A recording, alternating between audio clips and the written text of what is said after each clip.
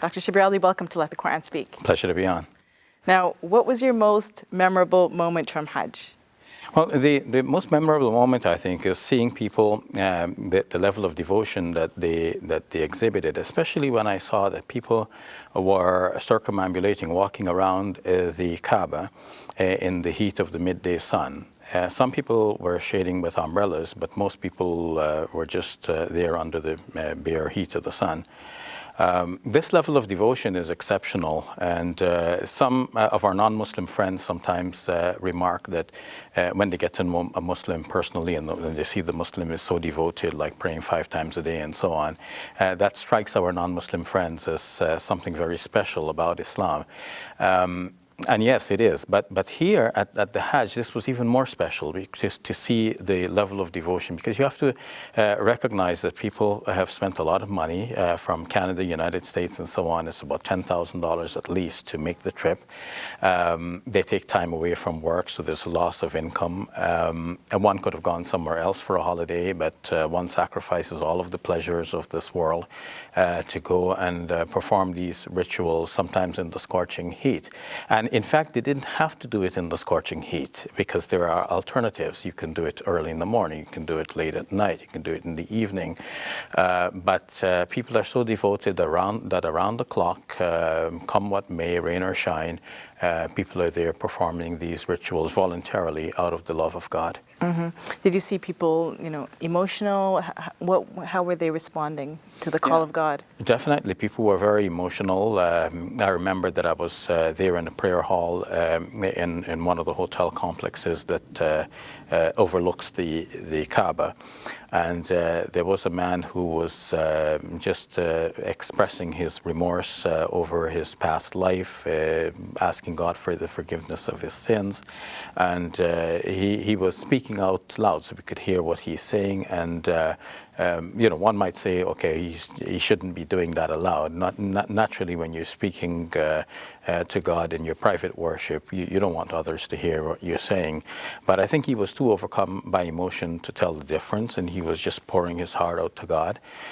He made people around him cry the way he was speaking. So yeah, people were very emotional. It's a very moving spiritual experience. How did you feel when you first got there and you saw the Kaaba and you were saying, "Here I am, God, here I am"? Yeah, it's a new feeling every time, and I recall one of the young people in our group actually expressing this, that even though you've been there, you've seen it, you've done it before, every time you go and you see the Kaaba, it's like a refreshing look. It's like, it's almost like for the first time. The practice of going through the various rituals of the Hajj made me reflect as well on religions across the board and how the sacred rituals of Hajj actually have links to practices which are found in other religions as well. I had to think this through because one of the persons in our group was wondering, especially like when I go back to the office, how am I going to explain to my friends what we did, especially with the shaven hair. You see, you've got hardly have any hair. Well, one of the practices in Hajj involves either the clipping low or the shaving of the hair for men, and for women it's just a clipping of a small a bit of hair at the end. So what does this relate to? We know from the Bible, in the book of Numbers, that there is this vow that one might make. At the end of it, one offers a sacrifice, and then one shaves the hair as well. In the New Testament, in the book of Acts, we see that St. Paul was going through the same sort of practice. He had made a vow in Acts chapter 18, and at the end of it, he shaved his hair. So there are connections among the religions. So what this does to the spiritual side of the human person, we don't know exactly, but we can only say that there are certain prescriptions in religion which are there for spiritual enhancement, and we human beings do not see the connection between the physical action and the spiritual effect. But just as we have foods that cater for various needs of the human body, we need this vitamin and that and potassium and so on, the various aspects of religious practice also contribute to various spiritual needs. It might also be about submission, You don't know why you're doing something or what the reason is, but you just do it. You just submit to God and obey God as God commanded you. Yes, yes. And related to this, we may bring in the camp experience. Now, of course, sometimes people go camping just for the experience, but we notice among the world's religions as well that there is also something about being in the wilderness.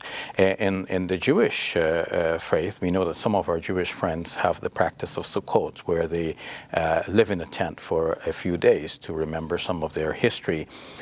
In the New Testament, John the Baptist is described as a voice crying in the wilderness. And it is also mentioned in the Gospels of Matthew and Luke that Jesus went into the wilderness for 40 days. So in this practice of Hajj, we actually go into the wilderness. We have a camping experience. First, we go to Mina, where we encamp, and that's going to be our base for the next 5 days or so. Then we leave that camp and we go to Arafah. And there we spend the latter half of a day. Then we go to Muzdalifah, where we spend the night. And then we come back to Mina.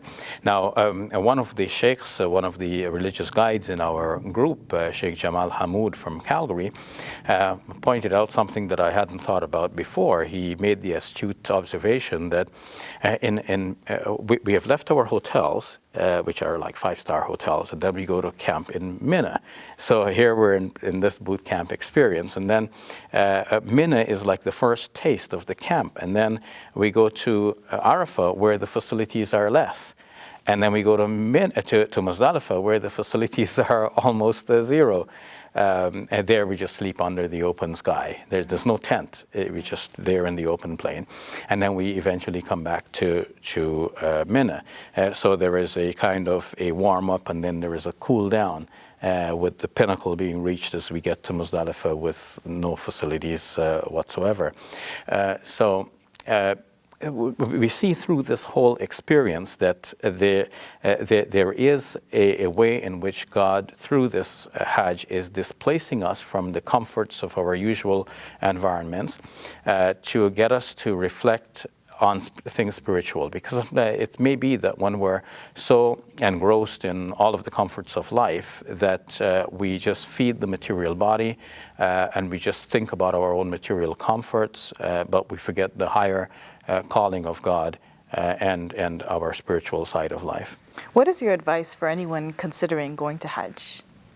Well, I would say if you can do it when you're younger, do it as soon as you can. Because it is physically grueling, right? It does have some rigors, and older people may find it more challenging. And you want to do it when you can enjoy doing it. So we have some long walks, and the younger people enjoy the walk. Older people might be struggling a little bit.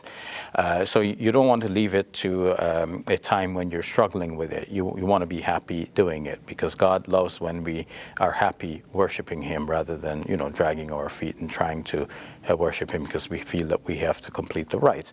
Now, for older people, if it so happens that you're an older person and you're performing the Hajj, well, there are concessions, and you should be aware of these. For example, when it comes to stoning the Jamrat, which is our symbolic way of saying no to shaitan, no to the Satan, one can appoint a younger person to do it on your behalf if you're not able to go through the rigors. And nowadays, the walks to the Jamrat are very long, depending on where your camp is. And if it's so long that it will prove too much for you, then you can appoint somebody else to do that for you and on your behalf. So there are many concessions which one needs to be aware of, and we need to take advantage of the concessions, because God, according to a hadith, loves when we take advantage of the concessions that He gives us. Thank you for sharing, Dr. Shabir, and may God accept your Hajj from you. I mean, I do pray for that as well.